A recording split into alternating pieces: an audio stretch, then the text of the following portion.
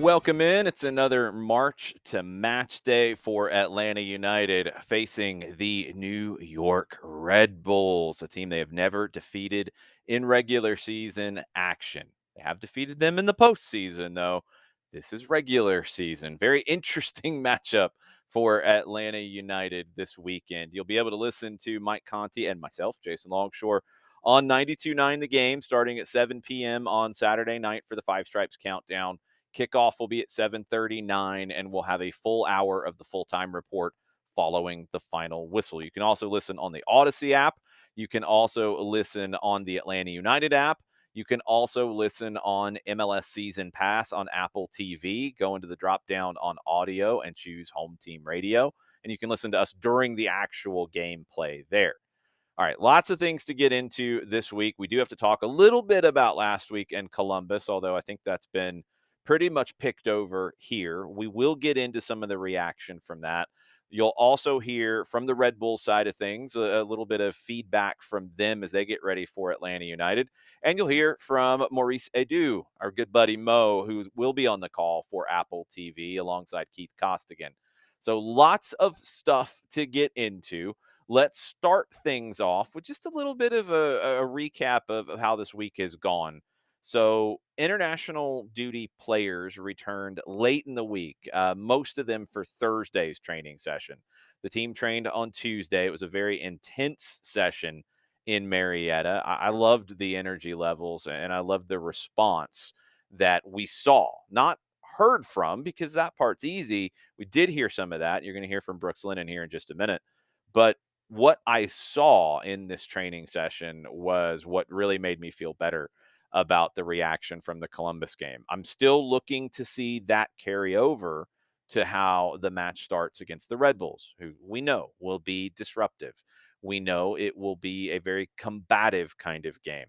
The Red Bulls are not as aggressively high pressing on the road as they have in the past. So, how Atlanta deals with that and where the Red Bulls pick their spots will be a very interesting element of this one. But the intensity on Tuesday and in Thursday's session as well, and I'm sure the rest of the week, it felt like Red Bulls week. It felt like one of those weeks that you have to dial it up a little bit more in training to prepare for what you're going to deal with in the game.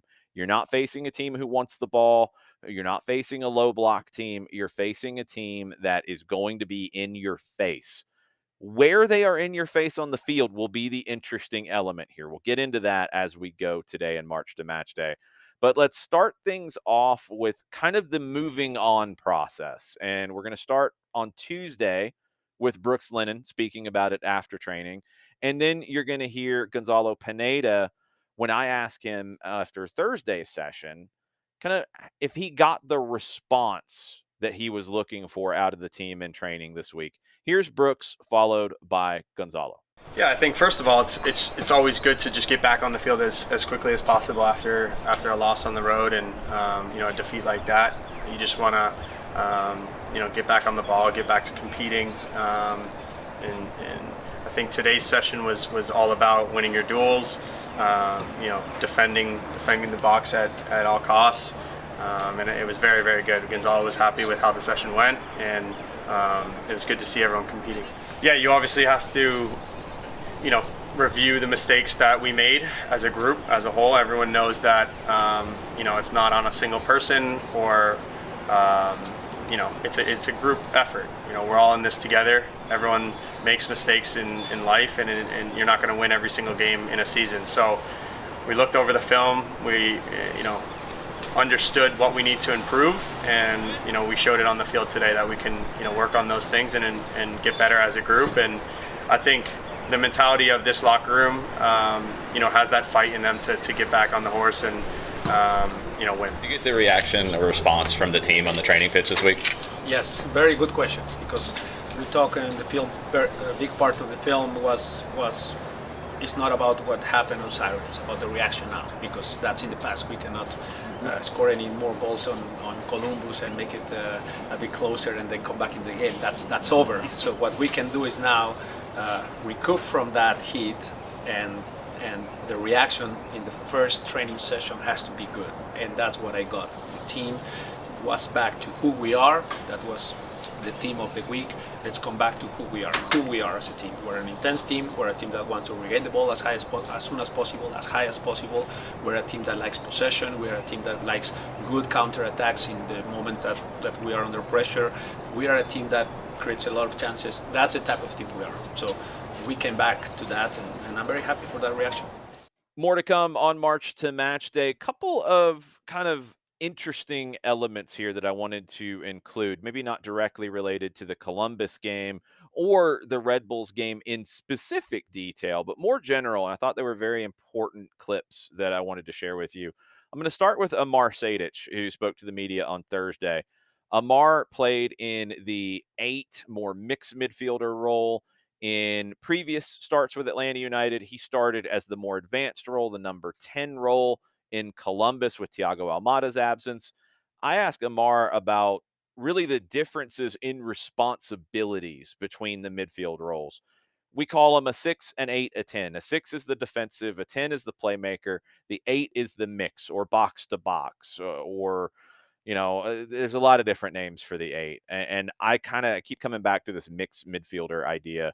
You have to do a little of both. You have to be somewhat defensive, but also somewhat attacking. Amar's played all of them during his time in Atlanta United. Here is Sejdic talking about the responsibilities in this midfield and how they vary role to role and also game to game. Uh, it varies because it always depends on the formation that we're playing against. Sometimes there might be space on either the left side or the right side. Sometimes the 8 has to drop in between the center back and the fullback to receive it and kind of attract them in that sense. So I think it just kind of it really varies against who you're playing. The thing about Thiago is he's able to kind of wiggle his way out of very tight areas and then break a line with his dribble. So when you have that attribute, of course, it makes it a lot easier. So yeah, it just depends on the team you play against and what needs to happen. Next up on March to Match Day, here's Gonzalo Pineda referring specifically to the Columbus game, but more importantly, I think about moments in games where you have to be sharp. That's been a talking point throughout the season this year, in preseason and into the regular season. You can talk about a full 90 minutes and we can bring out a stat sheet and we can break down possession and how much a team has the ball, et cetera, and what they do with it. But games are really truly decided by moments. Let's go back to the conversation I've had on Atlanta Soccer tonight throughout the year. Game state. Game state is purely defined by the moments. So if you convert early in a game and score a goal, you have a lead. The other team changes because they're chasing the lead. You might change because you have the lead. These are important things. So capitalizing on moments. Here's Gonzalo Pineda talking about the Columbus game and how Atlanta United did not capitalize on moments and how it changed how the way the night went. Yeah, we couldn't. I felt like we couldn't, and that's a reflection I have. Like, we prepare certain tactics, we didn't really do it. The moments we did, I think it worked. We regained the ball a couple of times, but then we were not fast enough or clinical enough in the counters. We had a few counter plays where we didn't connect the ball, like the one Miguel Berry delays a bit and then Luis is in offside. Those normally, if you score that one, then the game starts to be more on your side. So we didn't have that we have maybe in Charlotte, right? We had a couple of moments in transition, we scored the goal, and then it's a different game. So again, to analyze a full game, you have to analyze the moments of the game and what's happening, what's the situation, what's the status of the game. So if we score one of those transition moments, the game is completely different, and maybe even the mentality of the team is different, and we can adjust different, and that's what we couldn't identify, those solutions in that moment. All right, March to Match Day. It's the Red Bulls coming to town. We know what that means. We know the historical record between these two teams. It is a rivalry. I know some people get worked up about that word, but it feels like a rivalry. It felt like it in training this week. It feels like it every time these teams meet. And one reason why is the stylistic differences. You're going to hear from two people, first Amar Sejdic, then Gonzalo Pineda, about what the Red Bulls do, what it means for Atlanta United, and how the Five Stripes will deal with that this weekend. First Amar Sejdic, then Gonzalo Pineda. To deal with their press, definitely trying to create a numerical advantage, attracting their press, not really triggering it, I would say. Kind of bringing them into one side, get them where we need them, connect small passes, and then, yeah, break through their lines one pass at a time. I think if we play and try to skip, let's say, from a certain position to another position, that's when they like to trigger their press. So if we can combine the small passes in between their lines to then further advance the ball forward, that's what's going to be ideal for us. Yes, I agree. It's just at the same time I would say that suits also us. That's Okay. how I philosophically think the game. The more the opponent wants to press, the more space is in behind. So in some ways I want to attract that pressure normally. That's part of the process of us is attracting the pressure, so then there are gaps. What they do very well is to maintain the compactness in that pressure, so then it's difficult to find the gaps that they leave. So that's their style, but I would say that it also suits us in some ways. So that's the battle. Who does better his style? Who applies better in certain situations? Who's clinical in those moments? Because if we break them down at some point, and then we don't score, we don't hit them or punish their pressure, and then they have some momentum, and then they punish us in one of those transition moments. That's the difference at times. That application and that being clinical in those key moments of the game. But for me, the style we try to play is a good one, and I don't think we're going to modify that massively, regardless of the point. Before we get into the Red Bull side of things, let's catch up with an old friend you guys know very well from his work with Bally Sports South. Maurice Adu, better known as Mo, good friend of 92.9 The Game, good friend of ours on the road. Miss seeing Mo as much as we did last year. But we will see him at Mercedes-Benz Stadium on Saturday. He'll be on the call on Apple TV alongside Keith Costigan, one of my favorite duos in the league so far this season. Here's Mo's thoughts on how this game will go against the Red Bulls. Two teams that he knows very, very well. Here's Mo. Well, first and foremost, wipe the ghost of Columbus out of your head. That's done with. You don't even think about that. We're not talking about that anymore. That's your starting point. You welcome, I'm sure you're going to welcome back into the fold 3 players who I think are super instrumental in this team. Guys that were away on international duty. But so with that straight away, now you have a back line that you're confident in, that can play the ball in the back, that can make the field big at times and invite pressure on, and they can play out of that pressure. So that's that first thing. What we've seen against Red Bull, and this is part of their DNA, is that press. And with that press, it's about beating that first line.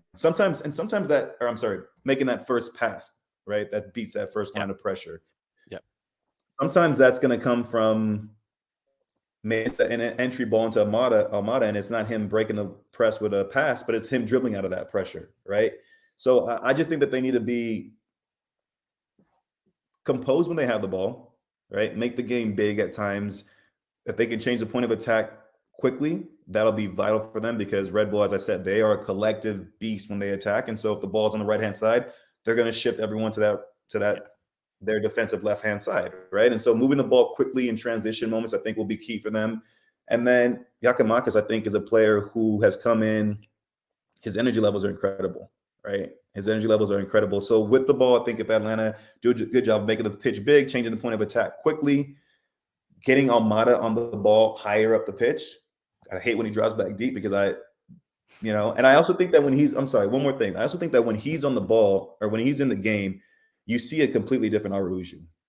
You see an Araujo who, especially this year, because that happened last year as well, but I think more so this year, you see an Araujo who at times is more disciplined in terms of where he finds positions on the pitch. Obviously, his tendencies are he wants to come a little bit more narrow, come central, but I think he's also recognized that, hey, Almada can really pull the strings in a meaningful way for this team when he has the space and ability to pick his pocket. So himself, Araujo, finding a good balance between themselves and then the combination of how they can get service into the box for Giakoumakis, I think will be incredibly key. But again, just being composed on the ball. I think against Columbus, we saw a couple of times where forced passes or turnovers that typically haven't been characteristic of this group so far, and just sloppy passes at times. So just get back to the basics, get back to doing the basics really well. And then that opens up and gives you the freedom and the creativity to go and be the team that we've seen. The other part is you have to match the Red Bulls fight, because Yeah. they are a team that's going to come, they'll battle, they'll scrap, if they need to make the game ugly, they don't care. So if you don't match that intensity, if you don't match that aggression, that combativeness, especially at home, then you don't allow yourself to be the team that's good on the ball. All right, let's do a little opposition research, shall we? Let's dig into the New York Red Bull side of things first with their left back, John Tolkin. Tolkin has spent some time already this calendar year with the U.S. men's national team, one of the up and coming left backs in Major League Soccer and the U.S. MNT pool. 20 years old. Here's John Tolkin talking about the frustration that was felt in the Red Bulls locker room after failing to secure 3 points on the road last week in Charlotte. Yeah, it's I think it's super frustrating. We were all frustrated after Charlotte. Obviously, everybody saw those possession stats, and we would maybe want that a little bit higher just to have more control over the game. But with that being said, we felt we should have come out of there with a win. We thought we had better opportunities, more opportunities. Kind of a crappy little own goal. It happens, it happens, but it's just super unfortunate. So yeah, like we played well, regardless of the possession stats, and yeah, better chances, and yeah, it's just super frustrating. You invest so much into 90 minutes, to only come out with a point there is not what we want, but it's good that this is happening early on. We can reflect, and yeah, we'll be ready for Atlanta. Next up on March to Match Day, this is a big game on the other side of the match as well. The New York Red Bulls know what it means to face Atlanta United. Here is John Tolkin, followed by his manager, Gerhard Struber, in what they expect and what they're looking forward to when it comes to playing in Mercedes-Benz Stadium this weekend. Yeah, I think we've had a string of really good results against Atlanta. We haven't lost them in the regular season. Yeah, that's pretty impressive, I'd say, and that's something we talked about, and we want to continue to build on that. And I don't know, it's just for me, like, I don't want to, now that we have that stat, I want to keep that going. I don't want to lose to them again. So yeah, we're gonna try and do that this weekend. I think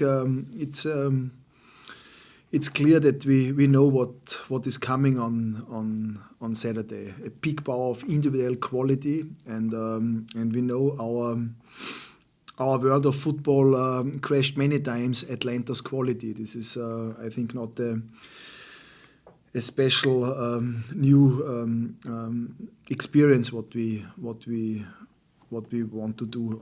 We know what's coming, and we know that we have to create against players on this level overload moments, and we can give players like them not space and not time. And I think in this way we have to find a setup what help us in pressing moments, but also what help us in the end that we come in good transition moments against Atlanta. And I think this is in the end also not so easy to handle for them.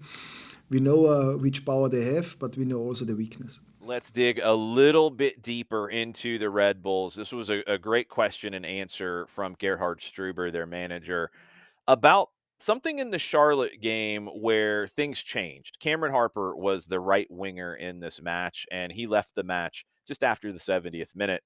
And that's when Charlotte grew into the game. The question was about what Harper brings and how the Red Bulls can deal with his absence and not have that drop off in quality. So Struber talks a little bit about what he expects out of that role, what he likes about Harper, but also what he needs from other players on that side of the field. Here's Gerhard Struber about the right side of the Red Bull shape.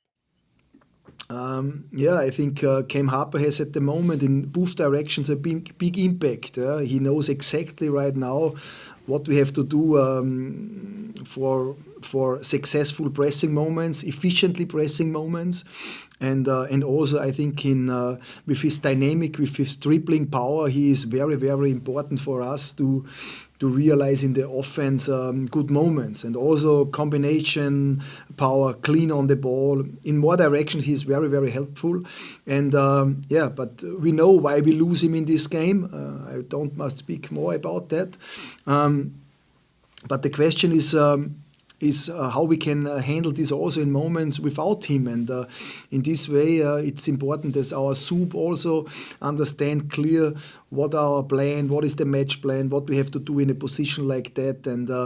And also that we have in the end with Kyle Duncan a player on the field. He's ready, and we know how important can Kyle be with his abilities. But we need also this always with a good connection between brain and heart.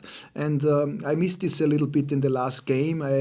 I know, and he expect also more from himself when he come in. My trust in him is very big.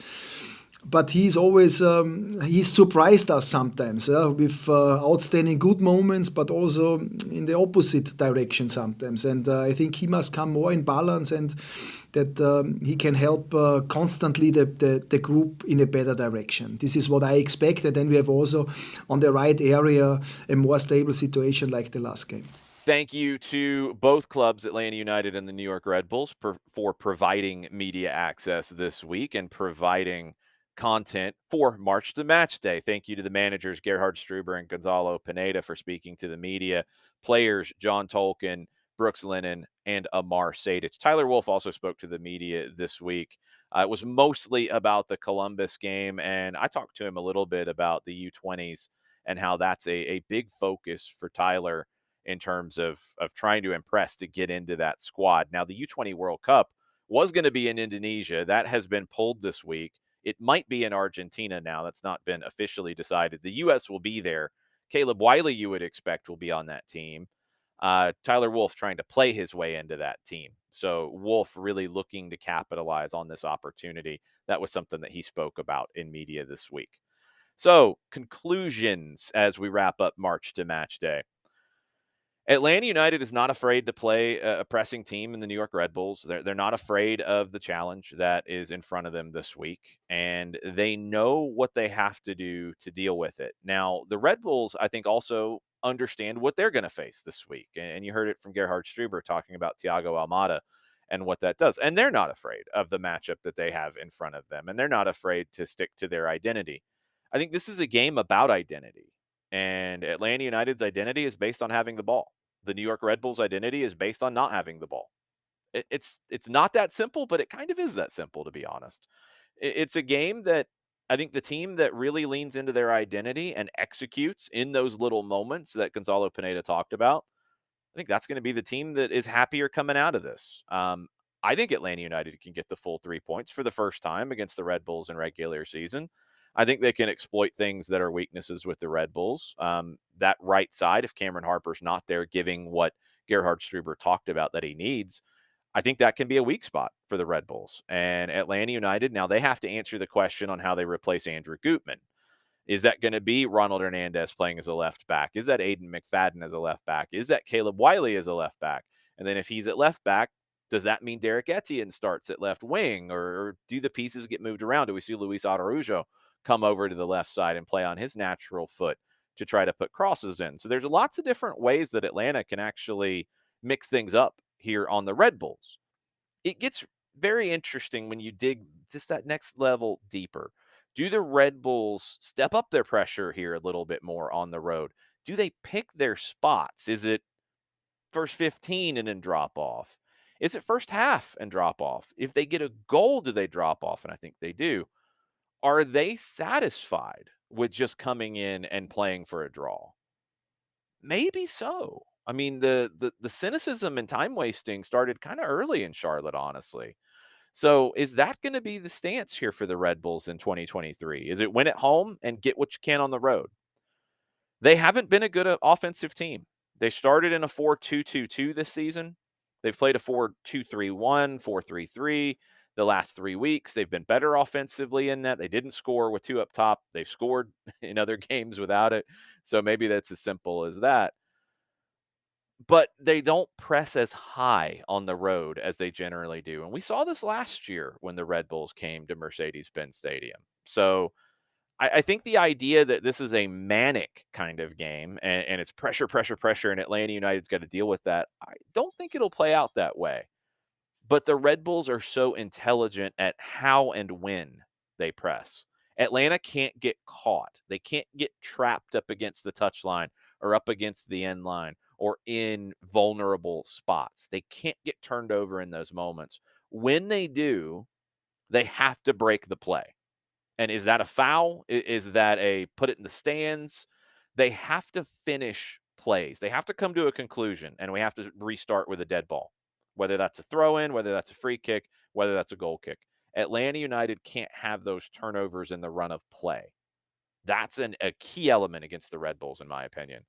I think conceding first is a key element against the Red Bulls, and that's probably the same against every team, right? But the Red Bulls, especially with how good they are defensively, can't give them something to protect early. You got to make them uncomfortable and have to come out and try to score a goal and open up. And then they're not at their best, and they are more vulnerable that way. So the first goal becomes huge in this game. I think the question that we really don't have an answer to is how will Thiago Almada, Yorgos Yakimakis, potentially Derek Etienne, Miles Robinson, Christian Caceres, how will these guys look coming back from international duty? Corey Burke as well. How will they look? Will they be 90 minutes fit? Will they be 60 minutes fit? Will they be sharp?